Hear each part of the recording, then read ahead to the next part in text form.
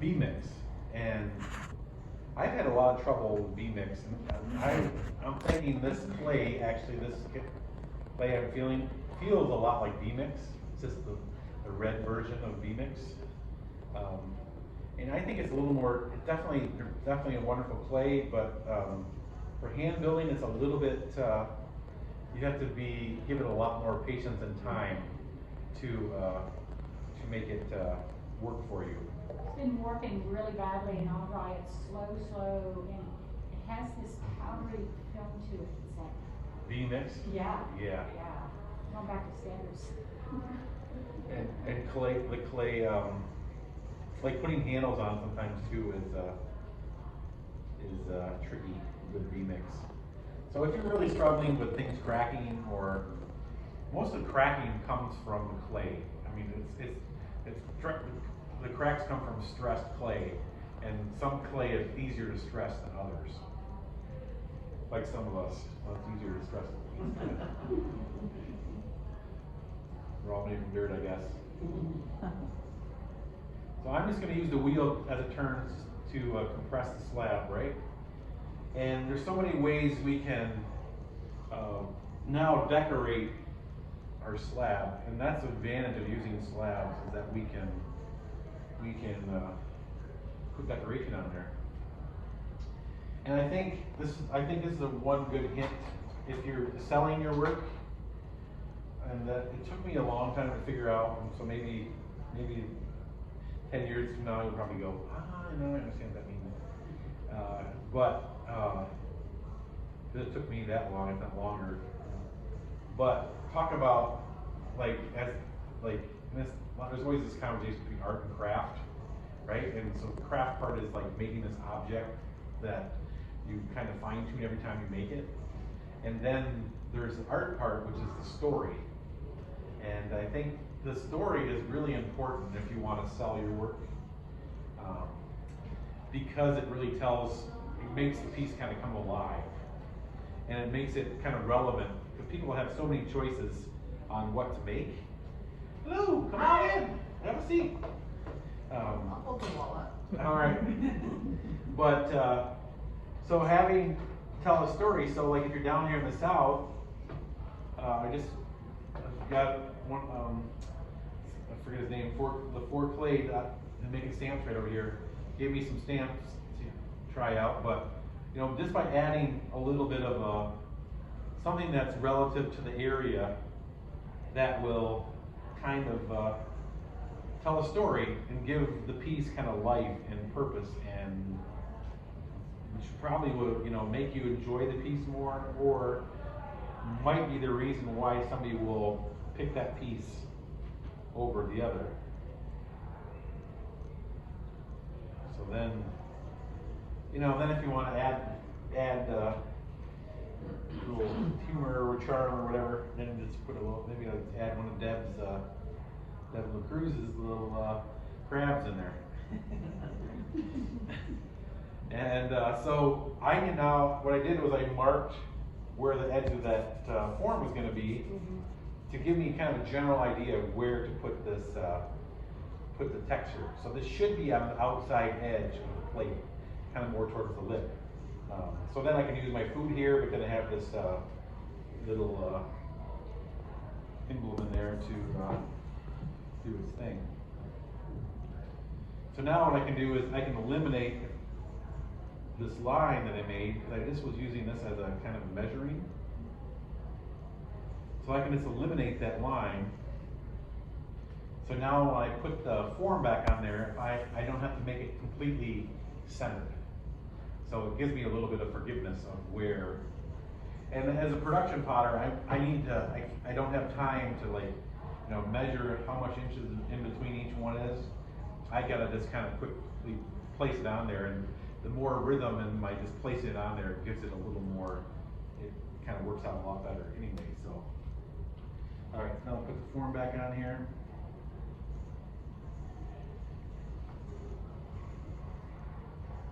Can check by turning the wheel to see if it's pretty close to being centered. And now what I can do is take everything it on there. The original forms only have a single hole, and the new RD2s have two. But really, people really want that option.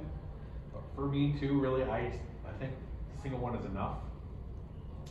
And the reason it's enough is because the clay is holding everything in place. But really, the only real reason to use both pins and have everything locking is if you are going to pre-cut a slab. And then there's no clay on the outside to hold everything in place, to lock everything in place. So I'll put this on here, and put the wall glue down here, and then I can do a little flip, because everything is, the only reason I'm doing it this way is because I want to keep it registered where those stamps are, right? There's Debbie sneaking in here too. I stuck in a little crap. Yeah, and talking with, now that Debbie's here, I can talk about her. I'm glad you're not talking behind the back. Yeah, but talking about that life of your pieces, your functional pieces, Debbie makes a bunch of stamps that tell a story, have a saying, and that really kind of helps. You know, like this is the Christmas plate, or this is the, motivational plate, or a funny humorous plate, or so. Again, so there's lots of things out there to help you to make your functional pieces tell a story. So here we are. This clay is really thin, so this first step I just did already is really important to kind of push the clay towards the form. And you can see my finger marks on there, but they're not deep enough to make grooves. They're just touching the surface. So now what I'm going to do is I'm going to just now compress the clay a little more medium pressure to make the shape. And then I always like to use a rib for that final even compression. So in the beginning I was, it's real easy to try to just use your fingers, but you get a little bit uneven pressure. So it's so key with these slabs, especially if they're thin, to make nice even pressure. And I'm going to make a mark here. See it? I can't really see it. But the idea is you really want to stop compressing the slab when you get to the closest outside edge. Because if you compress in this area right here, you're going to thin out the clay really easily, and it could crack. That's with thin clay, so you got to be really careful with that part. There are a lot of people that sand that edge down. I know Katie Miller is the one that does it the most vocally, so you can easily, that's the nice thing about this material, you can shape it how you want it to be. And so now what I'm going to do is I'm going to now take the clay kind of from the outside and kind of work its way. And there's not really a lot of clay happening, I'm just not breaking that edge down. So I'm kind of bringing all the clay up to this ridge, so it kind of builds up that area as opposed to kind of thinning it out and breaking it down. So, all right, soup tool. We got to move along here. So the soup tool is just a compass, math compass. You can make your own. The reason I like this one is it's got a little measuring thing on the side and a locking mechanism, so I can lock it in place. But what I did was I just switched out the pencil for a little dowel that will not mark up the clay as much. So I like to set make sure I did that for this one. I think I got it, 1 3/4. I like about 1 3/4 lip. So now I can just set my compass down there against the edge, and it makes that mark to where that lip is going to be. Now I can take a knife and I can cut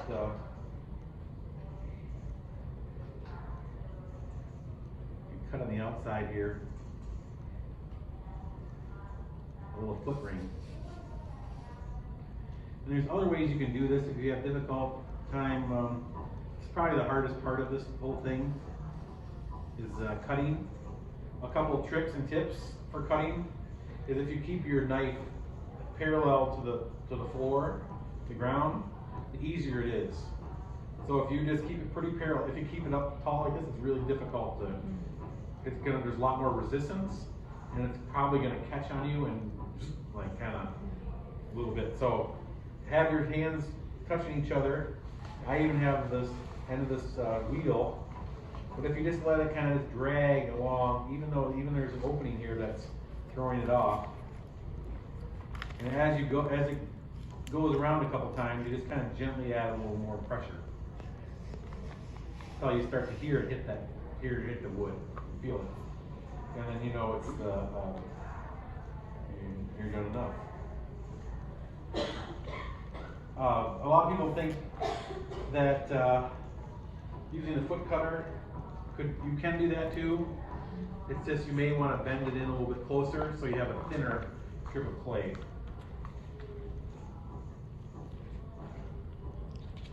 Now what I like to do is find the best. I'm not going to need this whole strip of clay. So I am going to find the best part of this clay here. Strip clay, and I'm just going to gently add it to the top of my form here.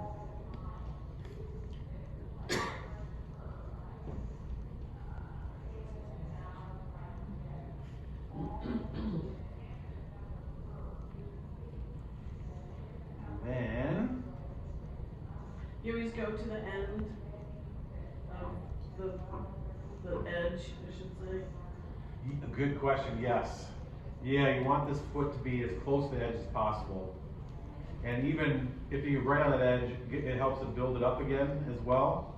But otherwise you'll get some slumping. Okay. Especially if you know, in ½ inch or more, it can cause real problems with slumping. So, as you see, I haven't really used moisture up until now. I gotta turn this plate just a little more here. But try to avoid using moisture for compression with hand building. Don't use, like a sponge to compress like we do with a wheel, like normally, because we have this big, large, thin surface with a slab, and if we add water, it can affect things as it's drying. So if we can avoid using moisture, then it's way better. But here I'm going to use this moist sponge just, this fire tool is going to get caught in there, just to make sure my fingers slide through there evenly. So now I can just use my center finger. You can see where it's touching. You can see both places where it touched. So I'm going to push with the inside finger first, push it into place, and then I'm having the top one on there just as support. And then once it's kind of centered and in place, then I can push from the top to kind of shape that foot.